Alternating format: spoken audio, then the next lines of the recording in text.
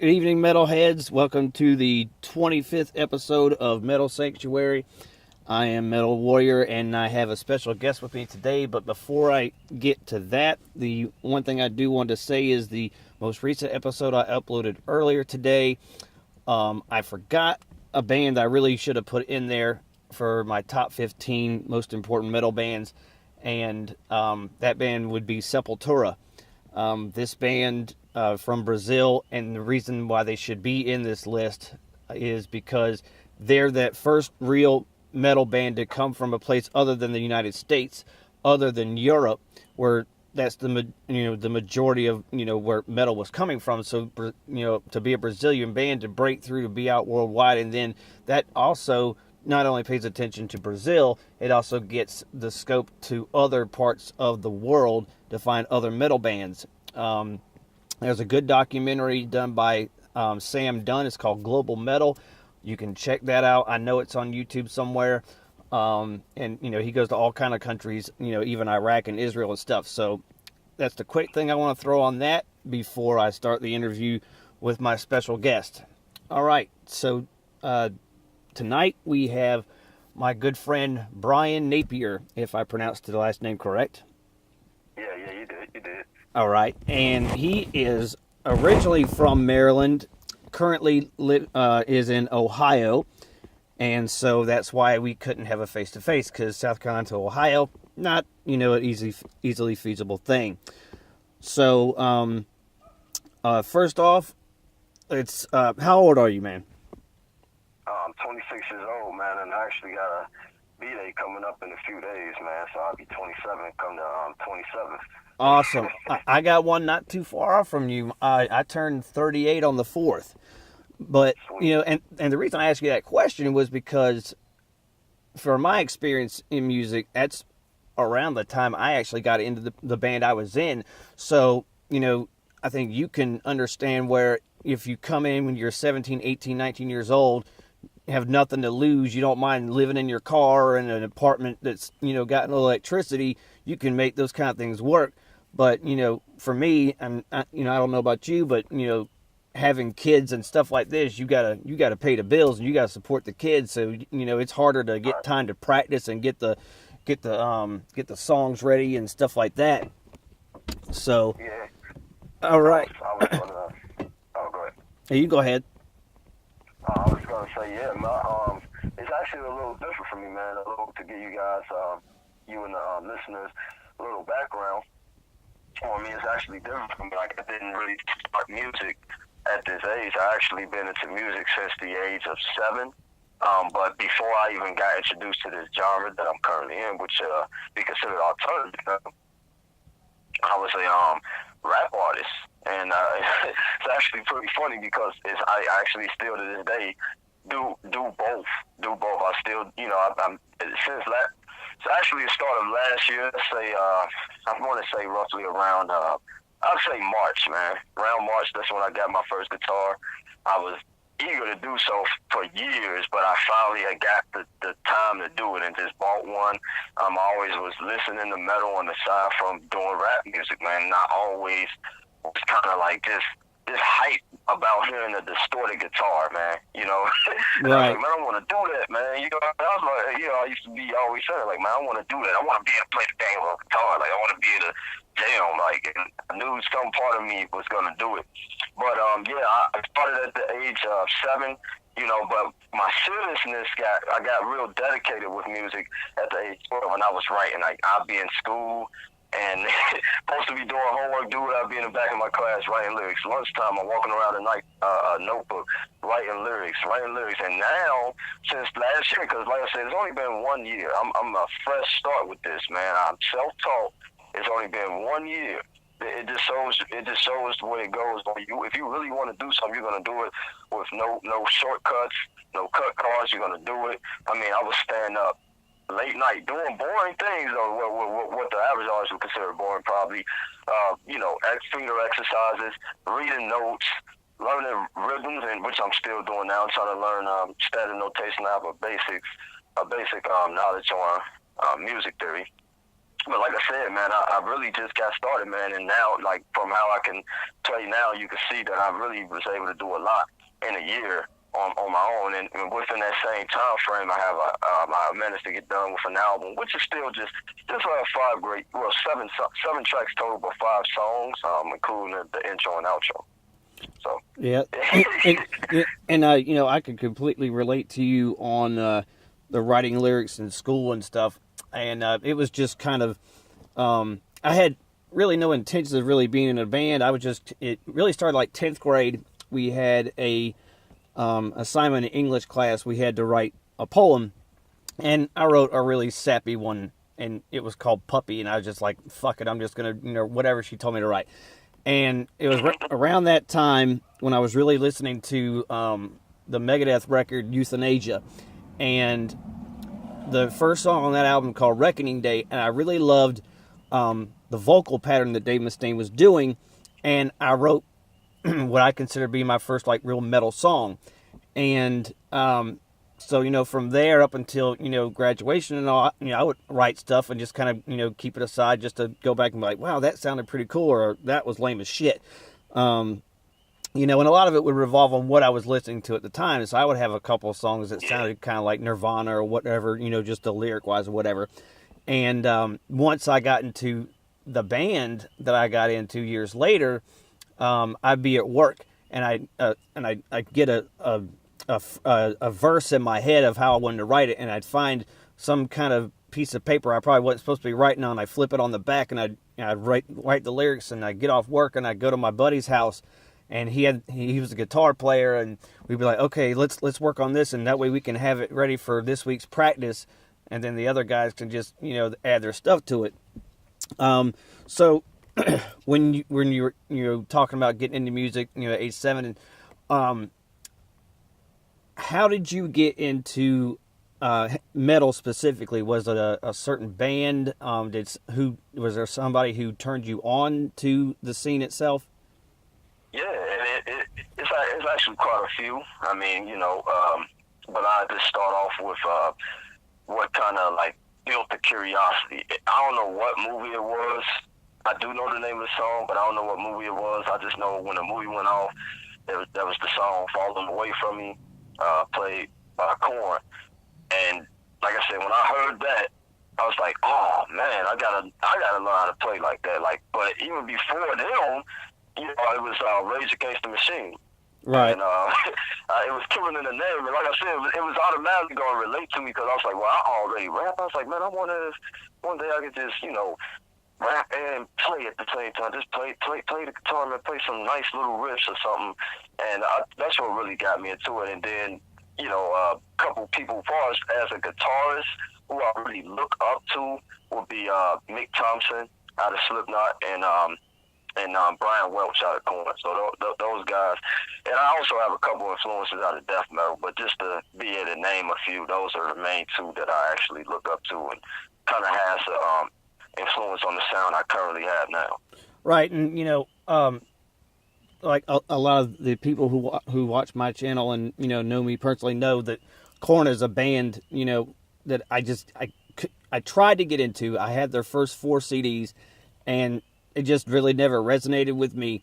But the thing about Mick Thompson, I think a lot of people don't really understand how technically gifted of a guitar player, and really all the members of Slipknot really are.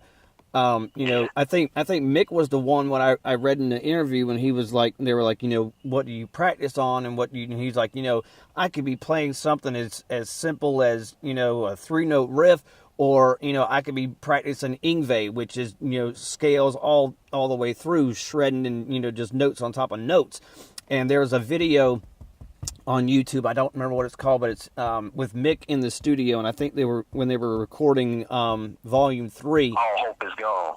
And it shows him just going off on the riffs he's doing, and I mean his hand is all across the fretboard. I mean, he's not doing some little, you know, what I like to call you know, the 3-finger stay in one spot and maybe move a finger here or there riff. I mean, he's ripping the shit out of it. But yeah, because I was going to ask you who your influences were. So you started really playing the guitar about last year, right? Yeah, exactly. Okay, right.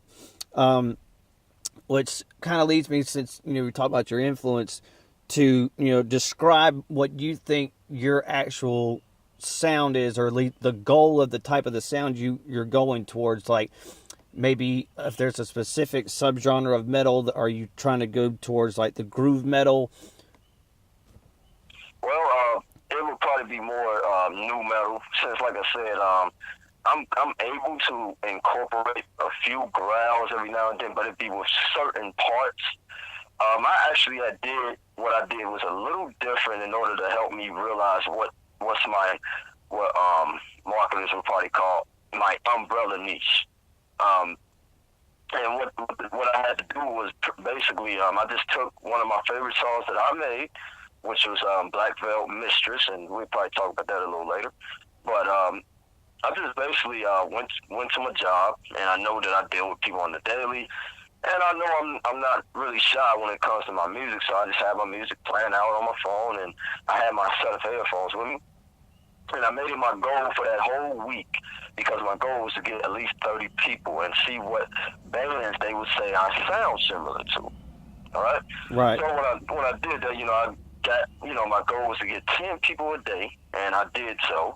So I asked a few people, they checked it out, and man, a couple of responses that I got was actually surprising, but at the same time, I said, you know what, I have to take it. People are gonna relate you to who they already listen to. I mean, that's just how it's gonna be. Sometimes you might say, I don't sound like them, or whatever it may be, but that wasn't the case. It wasn't an egotistic thing with me. It was more of, I need to know who's my audience. That's all I was finding. So I ended up actually getting from like the older crowd, some people would say Black Sabbath. I had that sound. So I basically based it off of the average. I had got Black Sabbath, I got Disturbed, I had got Slipknot, and then Rage. Those was like the main ones I kept hearing. So I was like, okay, now I need to look up. I went on Wikipedia, checked these guys out on Wikipedia, checked them out on Amazon. Every site that I knew would let me know what these bands' genre is, and that's how I would figure out what mine was. And it basically, the main one was alternative metal. Then the song was new, but it's so funny because new and alternative metal is kind of, I mean, when you look it up, it kind of classifies as the same thing. So that's what I stuck with. I said, well, yeah, I basically use almost every element of sound. It may be a couple songs where I throw some funk type rhythms in there, and by using my wah-wah pedal or whatever from there. But like I said, I stuck with the alternative metal because majority of the time, the lyrics are kind of like rap-wise, or, I may use some death metal type growls. It just varies, man. So I say I'm more alternative and new metal, bro. Well, like one of the things I said in the very first video I did, which I detailed about how I got into metal and, why, it's still stuck with me with, regards to other music I attempted to get into and just never could.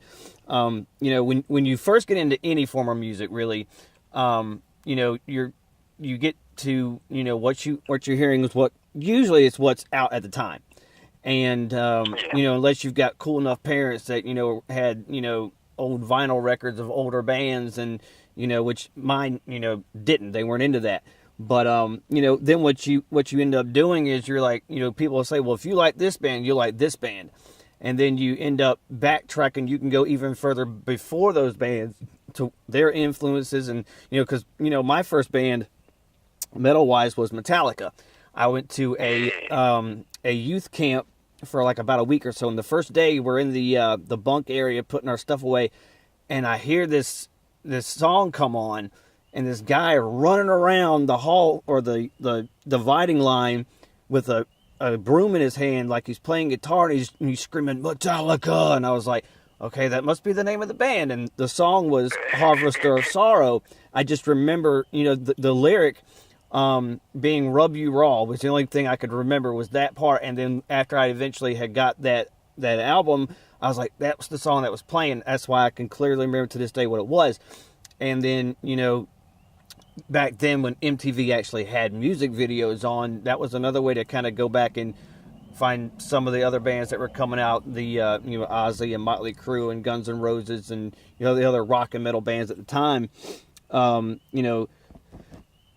So you've said before you're basically a home studio musician. So are you doing all of the instrumentation, or do you have other people you're kind of working with? Is it like session musicians, or do you have a band? Or are you looking to form a band, or is this kind of just doing it on your own, see what you can kind of do? Well, I was gonna say, I plan for the future experiment, future projects actually, to deal with other artists. I've been talking to a couple other musicians on Instagram as far as this project and the other few things that you may have heard or other people will have access to. Is all me. And I'm actually planning on getting a whole nother get a drum set as well, man. I'm so passionate about music and sound. Like, sound really influences me too. Like, sometimes it don't even have to be nothing related to another band or musician, man. I might just actually hear something in my head and say, man, I gotta try to create that. And I would do so, man. The next project I plan on doing with a couple other musicians, but as far as everything that I'm doing now, I play the guitar, I do that, and everything else I probably would like generate, or I talk to a couple guys that I know in, I think he's in the UK. He sends me a few drumming tracks, man, and I just go from there, manipulate the parts that I want, and I just throw it all in there, man. And like I said, that courtesy goes to me already doing mixing and mastering with rap vocals, so I'm able to apply the same principles with my own mixing. So I also do my own mixing as well, and I present myself as more of a virtual band. That's why the name Kryptic Night, but it's really just me the whole time. But right. That's what I present it as. I don't mind working with other artists, but as far as forming a band, I really don't want to deal with other people that I have to keep up with, because I'm gonna be honest with you, I find that it's like how it was with the rap scene, that I'm a little bit more dedicated than the average person that gets surrounded by me. I don't know if it discourages them by how I'm always on top, because I always find a way to make it work. I don't care if I have to sacrifice 2 hours of sleep, dude. I'm on it. If I'll be like, look, we gotta get this stuff out to these people. We gotta engage with people. Even the graphics too. I mean, even that too, because I'm currently in school for that as well. So I'm a little bit everywhere. That's why I say I'm a little, not to brag. It's not a bragging thing. It's just I want it so bad that I'm willing to learn every little bit of everything that I have to do to present it. And like I said, that's the advantage that we have now, man. It's so much technological advances we have. It's really no excuse why you can't do what it is that you're willing to do or wanting to do. And this is my deepest desire, man. I love doing music and I love sharing it. So I'm presenting myself as a virtual band. If you're familiar with Brandon Small with Death Clock, that'll be a good example for you. Like, right, how he pretty much did that. That's pretty much what I aim to do. Right. You had a picture, I think, of some artwork for the Kryptic Night project, and I believe the caption on it was, what do you think this is going to sound like, or something like that. And I commented on there, which I'm sure you probably remember, I'm like, it looks like some death metal meets Lord of the Rings. And I don't know what exactly what you were going for, at the point, and you were like, you know what, I think I could do something like that. And you actually, you gave me a theme to stick with. And now I really call it, like, when people join and subscribe, I consider them fellow knights. I consider it the Knight Circle, man. A knight is an honorable soldier, and I find that's what I am when I'm doing music. I'm an honorable soldier, man. I'm expressing how I feel. I address a lot of political issues. I address pretty much daily issues that the average person deal with. My own personal life, betrayal and things of that nature. And I'm pretty much going for being the voice for the person that can't speak up, Right. And I find that an honorable thing to do. So that album, The Order of the Queen, that's pretty much what it was going for, man. It was kind of like I'm going off of Queen's orders, Yeah, it's kind of got its own spiritual twist to that, a little deep meaning to it. But yeah, that's exactly what I was going for. I was trying to keep up. I was trying to keep my music aligned with the name, basically. Right, So, and you know, I think the Kryptic Night part works so well with the title, because it's like a Kryptic Knight going out for the Order of the Queen. You know what I mean? It feels like just a natural play on words. Like it doesn't really look forced. You know what I mean? Yeah, and that's what I was going for. Like I had a couple guys. I don't really focus too much on the negatives. I think, and I advise that with anybody, don't ever focus on the negatives. If anything, let the negatives make you go forward even more. Right. You know what I mean? But I had one guy like, he came off first with saying, "Yeah, man, it looks real nice." Then for me to tell him, "Hey, it's actually my first album. I just made it." Oh, well, it's not that raw for. I'm like, oh, okay, now you're just hating. Right, and well, I mean, it's one of the things I said one time on just a regular Facebook post. It was just on my timeline. I said, the biggest support and motivation you could ever have is other negative people, because you're gonna look at that negativity and you're gonna say, you know what? I can do this, regardless of whatever you think. I'm going to do this or die trying, and at least I've given the effort, which kind of leads to one of my other sayings. I've said quite often, the only failure is not trying. If you don't try, then you've already failed. You've already failed. Yeah. But I mean, if you try, because we're not going to succeed in everything at life. But if you don't give it, 100%. You're never going to know what could have been. I mean, you don't know. You don't know if you're going to, marry, a supermodel. But, if you at least try to get that number, you might. I mean, you might fail. We probably all would, but, who knows? There's ugly. Then it just all goes to doing a drawing board, that's there's, the one thing. Like, there's so many celebrity, like there's so many celebrity couples where you're like, that's an ugly motherfucker. How did he end up with her? Like, they don't even look like they should be together, but hell, it happens. It's all about. Oh, I'm sorry. That's all right. It's all about willing to pick up. It's all about willing to pick up. It's like Bruce Lee said, man. A lot of people, they want to win. They scared to learn how to lose. But the thing is, when you fail, like you said, you don't necessarily fail unless you don't try to pick the ball back up or ever give it your shot, man. And I feel like when you do fall, you just go back to your drawing board and be like, okay, this is where I went wrong. You know what I'm saying? Exactly. Failures. I went wrong. Failures are, I'm gonna try it differently. Failures are the way we learn sometimes. I mean, you didn't learn how to walk and talk straight coming out your mama. I mean, you had to keep trying. Like I tell my kids, my youngest daughter, she throws a frisbee once. I can't do this. Well, yeah, you threw it one time. You keep throwing it, you'll eventually get better. Exactly. But the one serious, or not really serious, but the biggest question I have for you, and this is one that I've been so curious for a very long time. I think a lot of people are, and I have my own opinion, and I'll give you my opinion kind of first, and see kind of what you think of it. But the question is, why do you think there are not as many African American metal musicians or fans of metal music? And I'll let you respond in just a minute, but I kind of want to give my thought on this. For me, I think that out of all the cultures and all the communities we have in our great country, I think the African American community is probably the most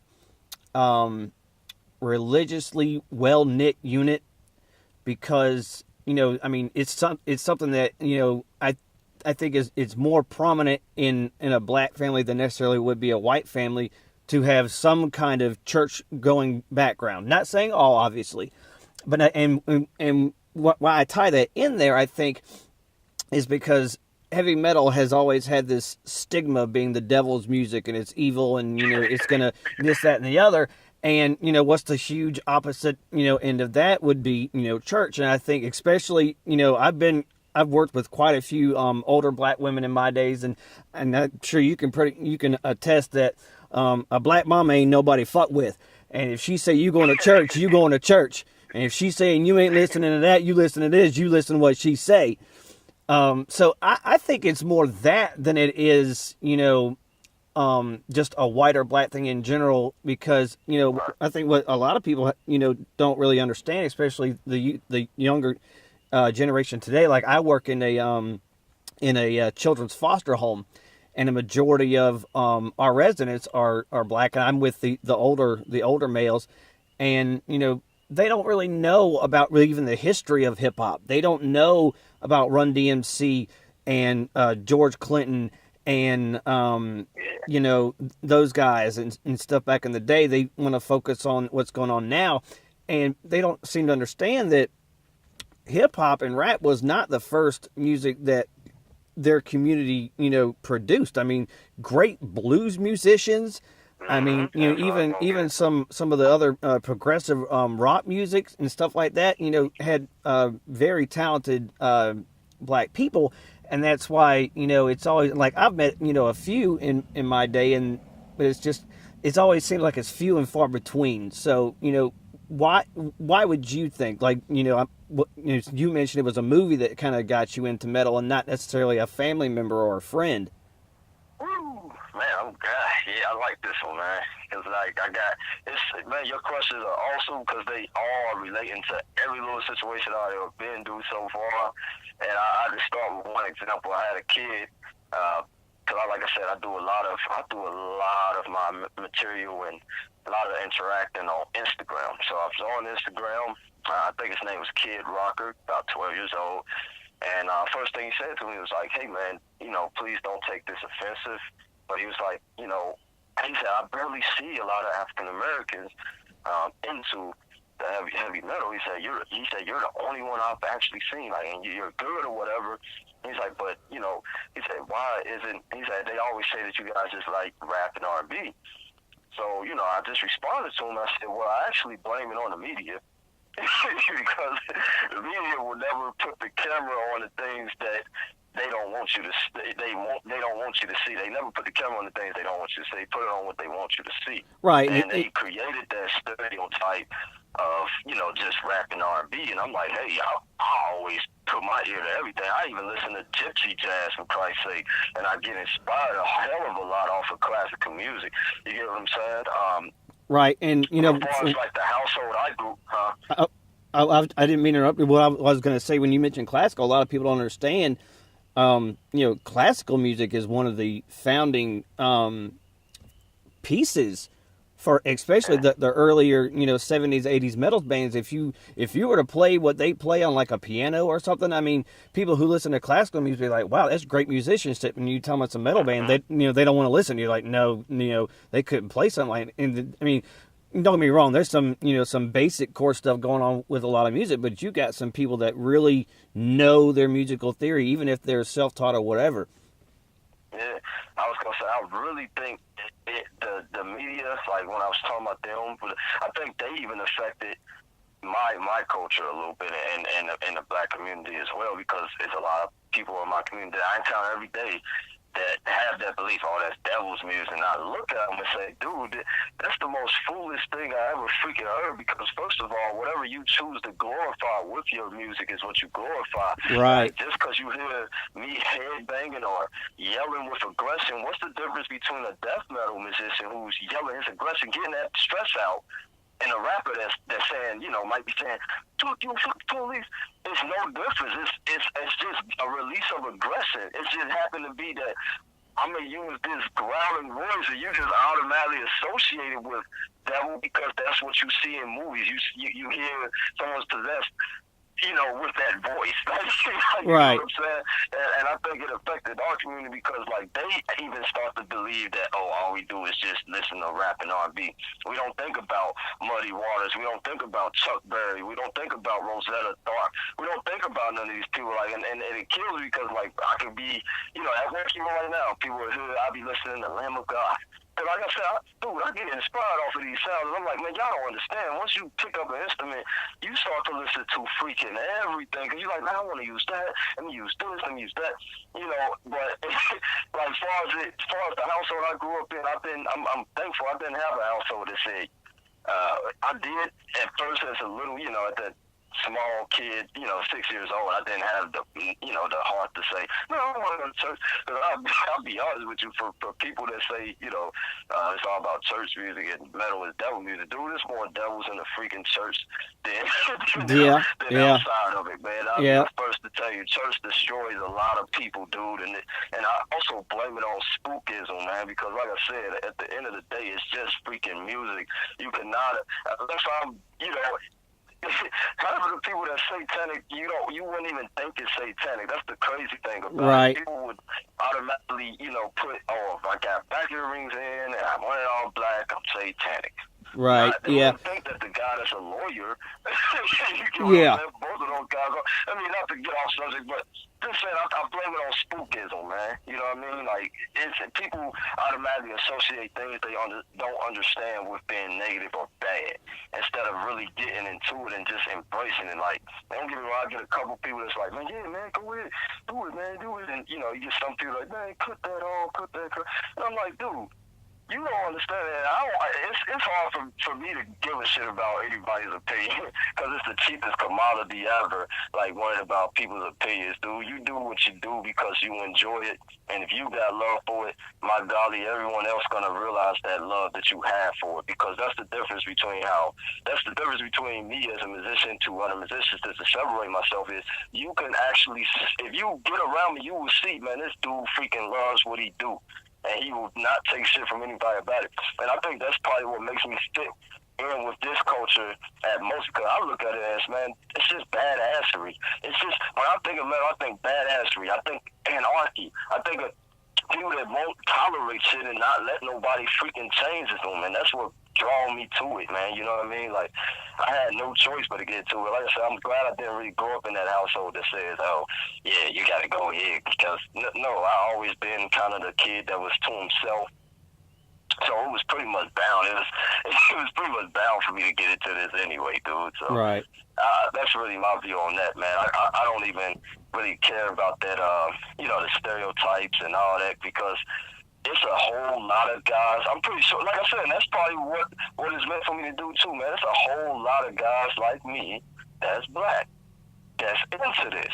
Right. The thing is, they so worried about what other people gonna say about them. Right. And all that. I'm like, man, dude, if you don't just embrace this, man, this shit is fun, man. And then the community is awesome. Like, honestly, I think I get more negatives from my own, and I mean, not to really make it sound bad, but I think I get more negative responses from my own race versus other races, because they actually are shocked. They actually be more happy about it.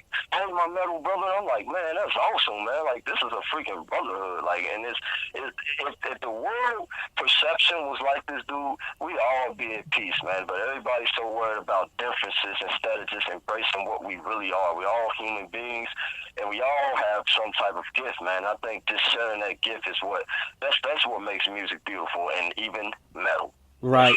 And I know you can't see me, but I'm sitting here nodding my head to everything you say, because, and to echo off your last point, metal is a brotherhood, and, sister too. I mean, that's another, whole other topic of, women in metal, which is starting to become real popular within the like the last 20 years, as far as bands that, people have a little bit more knowledge about. But, we're definitely going to be more accepting of anybody coming to metal, because, if you're a metalhead, you're an outcast anyway. I mean, not too long ago, I want to say, I think it was week of Thanksgiving. I think it was Friday after Thanksgiving, my girlfriend and my kids, we were walking in this little park called Swan Lake. It's a botanical garden, birds and, whatever. And we were walking the trail, and this younger group of black people just happened to be, that's what they were. They walked past us, and I wasn't paying them any attention. And she said, man, I'd like to go, say something to them. I was like, well, what did they say? And, mind you, I'm wearing my Testament shirt, and, I got some black cargo pants on, and, shaved head and earrings and stuff. And, she said, one of them said, well, that guy must be a devil worshiper.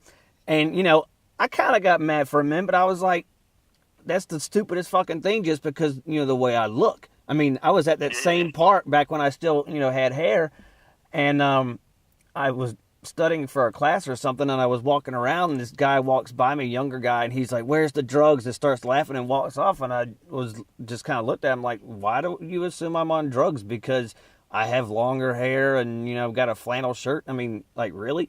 But it's fucking stupid. It's man. Like, never judge a book by its cover. And, which I kind of want, there's like one last little topic that I kind of want to get into that wasn't on my list of questions, but I knew I was going to be like this anyway. I ad lib a bunch of shit anyway. You're cool. There seems to be lately this